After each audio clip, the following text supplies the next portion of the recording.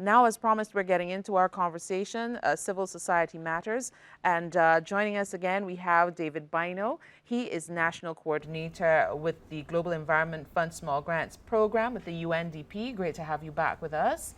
And good morning. Always a pleasure. And we also have with us Mrs. Marietta Carrington. She is the Chief Executive Officer with the Substance Abuse Foundation. Good morning to you as well. Good morning, Sandra. Nice to be here. Great to have you with us. So, Mr. Bynoe, we want to remind people quickly about the importance of having these discussions on civil society matters. So today we want to focus on certainly another grantee that has benefited, and that would be the Substance Abuse Foundation. But we give you the chance to give us the overview of the importance of these discussions. Thank you very much, Cassandra.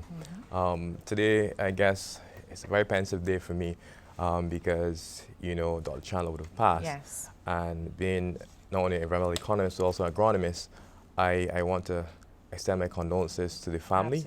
Absolutely. She would have played an integral part in my mentorship. I remember during the first Government General's agricultural program for children, we would have, I would have assisted in terms of getting it implemented, and also in terms of giving me a good trajectory. So that's a heartfelt condolences to the family. And I think this is a time where we have to think, because this is a giant within the agricultural sector that's going out, and we really need to honor her contribution in a very meaningful way. I know that she would have been honored in the last independence, honors, and that is great, but we need to continue that legacy. But having said that, I want to now move on to the topic at hand today. And we're looking at how civil society can contribute to democratizing the renewable energy sector. We started that the last time when Bria was here with Eden Rogers, and we're going to continue this morning with a very practical example. And I want to give you the global context, the national context, and the very community level context. Break it down for us. So at the global level, this actually contributes to SDG 7, which looks at affordable and clean energy. This is going to contribute to that. It also looks at taking climate action, which is SDG 13. And taking climate action also relates to climate change mitigation in terms of reducing the carbon emissions into the atmosphere. At the national level now, Barbados was signed on and made their national determined contributions under the Paris Agreement on climate change. And therefore, we have determined that we're going to make certain actions to mitigate climate change. In fact, the Prime Minister herself would declare that by 2030, Barbados is going to be carbon neutral. And that statement is very important, carbon neutral. Yes. And this project is an immense contribution to that, because it sets a trajectory that civil society can follow.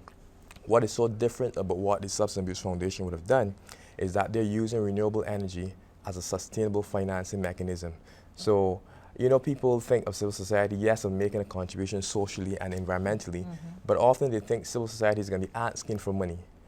And this is presenting a mechanism where civil society can generate their own income and empower the average Barbadian to learn a skill. And as we go through, we're going to break down some of the components of the project. But I think this is an excellent initiative that is worthy of being replicated not only nationally, but at the global level. Absolutely. We have our role to play. Mrs. Carrington, I couldn't help but notice that the Substance Abuse Foundation got a renewable energy retrofit. That's it. Tell us a little bit about... Okay, so let me put this in context. Yes. First of all, addiction is extremely stigmatized. Yes. So getting funding for the services that we provided has always been difficult. We know those who are operating the charity space that philanthropy has often been the source of our income. And there is something in the world, and certainly in Barbados, called donor fatigue. The same people get beat up all the time for donating to a cause.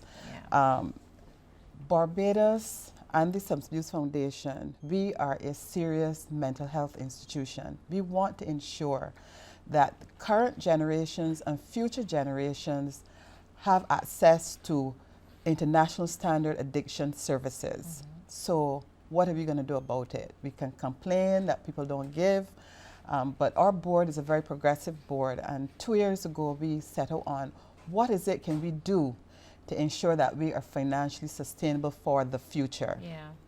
And we looked at renewable energy as one of these planks of sustainability. We have all these buildings, and we decided, the board, and our chairman, Peter Bowes, said we need to stop talking about this and do something about it. Do something with the wasted space. Right. So we went ahead and said, okay, talking is over, we can do this. So we took the initiative to explore this option, and in 2017 we decided, okay, this is it. Yeah. So we're actually looking at it, the plant Yes. there, the Substance Abuse Foundation space. And you see the buildings. beautiful. It is a Yeah. beautiful and serene location. You see the buildings before all the panels have gone into place. Yep. So now we installed those panels, but we had to get the money to install them. 502 panels that would allow us over a year to earn, sorry, $100,000. So we are in fact Excellent. producing all of our electricity, Excellent. and we're selling that to the Barbados Light and Power under the energy rider, buy all, sell all. So we're producing our own electricity, and we're selling as well This is what we're talking about. So this is after. after the Yeah. all the panels have gone in. Excellent. She's an expert in this area now. She understands how it all works. I had And when to you look- see money saving, you understand very quickly. So I am anal. Turn off the electricity, turn off the air conditioner if you're not using it, because every kilowatt of electricity wasted is $1 not earned. So Yeah. our staff is very engaged in ensuring that we can, first of all, earn income, but more to be environmentally friendly. Yes. I'm sure you would want to say a little something, Mr. Bynoe, Yeah. about how accessible these grants are. The Substance Abuse Foundation is one of the grantees, and there have been many people who have benefited. What Yeah, can you tell us we about have that? over 70 projects on ground in Barbados, and they're very accessible. The important thing is, because we're the global environment facility, our primary focus is the environment. So if you're doing something and you're within civil society that Yes. relates to the environment, send us an email, go on our website, contact me or contact the program assistant. Just start there. Start there, All and we're right. willing to work with them. Excellent. We're going to pause for a cause, and we're going to come back and talk some more. Sergeant Johnson has got that first traffic update for us. We want to also continue to ensure that you know the process if you're looking to make a difference in our society. The UNDP is definitely there to help through the Global Environment Facility Small Grants Program. And today we have its national coordinator with us, David Bynoe. And joining him also is Mrs. Marietta Carrington. She is the Chief Executive Officer with the Substance Abuse Foundation. They are one of the grantees through the UNDP's program, and you were just seeing how they're changing the face of their operations as we look to reaching those goals of 2030. You said carbon neutral, David? Yes. It's a lot, and we need to get everybody is, going it is. along. So maybe you can tell us a little more about this entire journey and what you want people to know. Okay. In terms of, just very briefly, in terms of accessing the small grants program, you can go to our website, sgpbarbados.org, our global website, sgpundp.org, and you would find the adequate forms there that you can then send a concept to the national coordinator. If you want to reach out to the program assistant, you can do so for some advice, or you can reach out to me directly. We're one of the few programs at that global level that are very intimate with our grantee partners, and so there's nothing wrong about you sending a proposal and it's not perfect. We work with you until it is perfect. On the point that we're looking at this morning in terms of renewable energy, I want to say that the Substance Abuse Foundation and their board did an excellent job with the execution of this project. I'm extremely proud in the way they would have done it. I remember being in your office just a couple weeks ago on a field trip, and I was like, I'm a bit hot in here, and she said, no, the AC's off.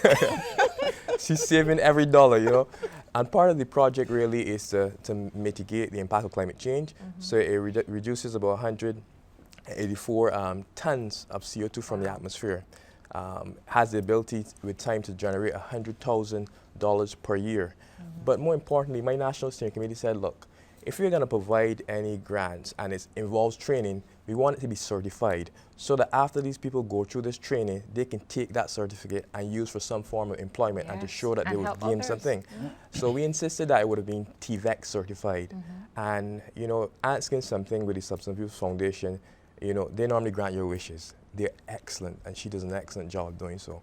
So when we asked that, in no time, they had a TVET certified program on renewable energy. I may say probably the first in the island. Yeah. Mrs. Carrington, well, this is a lot, and It is. you are definitely proactive in ensuring that you are ready for the next steps into the future. This is a very energizing project as well. As David said, all of a sudden I know what a kilowatt is.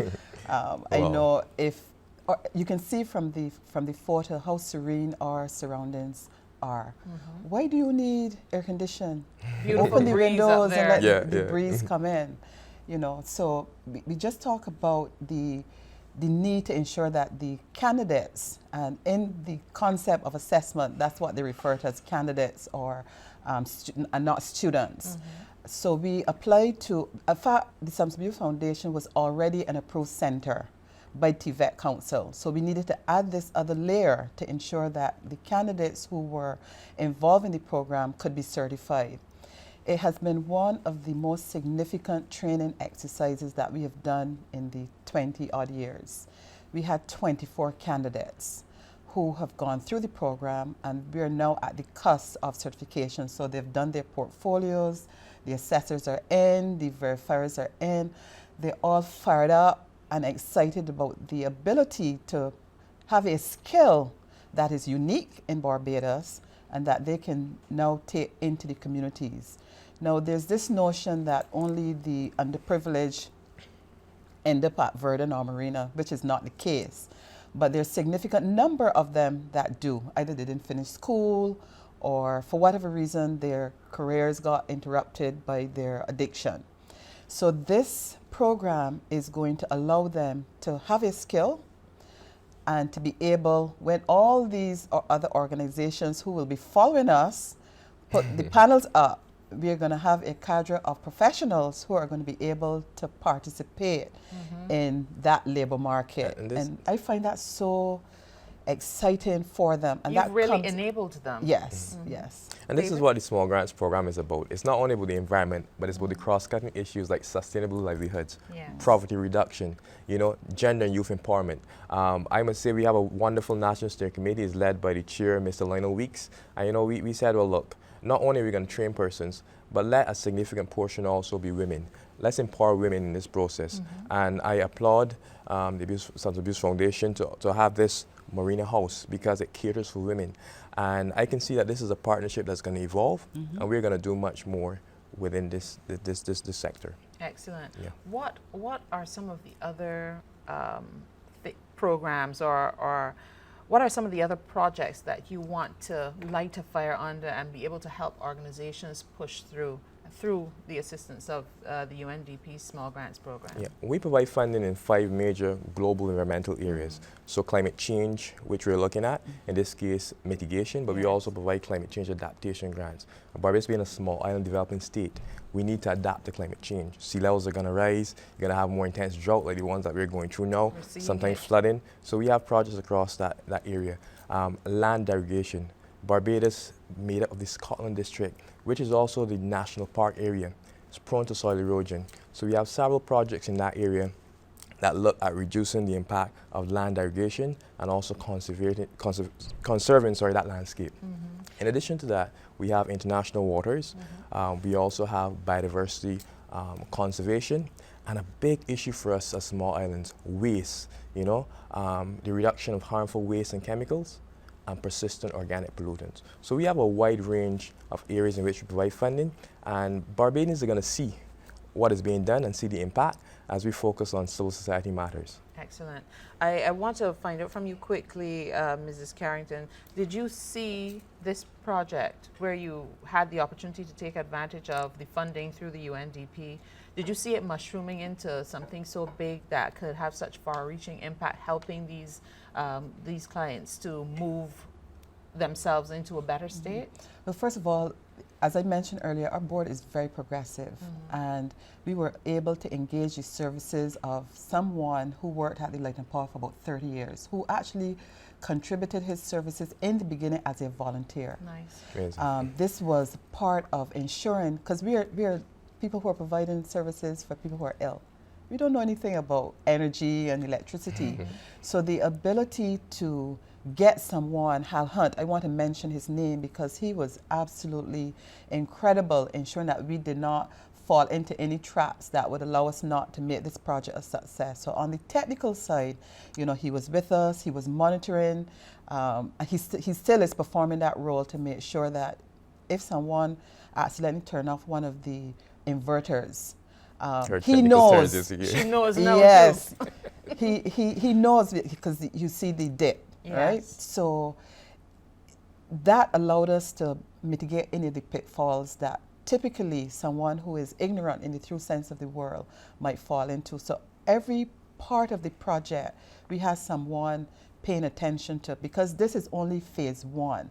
We wanted to make sure that this was a successful project. This was a landmark project. Charities around the world can use this as a model for financial sustainability. Excellent. All right, Mr. Bynoe, I want to give you the final 30 seconds to leave today's takeaway with us. Yeah, I think the big takeaway today is that civil society can take actions that not only can have a community impact, but a global impact. You know, they're going to model what they're doing there. In addition, partnerships. Look at how partnerships not only with the private sector, but also with an international organization like GEF Small Grants Program and government support to facilitate made something like this possible. So as we go forward in the next couple of weeks, we're going to look at another initiative. The next time we're here, you're going to see Carrington College, and we're going to see how we're making a change or impact within the health and wellness sector. Excellent. I look forward to it, and we thank you so much for joining us, David Bynoe. He is National Coordinator with the GEF Small Grants Program, UNDP, and Mrs. Marietta Carrington, CEO of the Substance Abuse Foundation.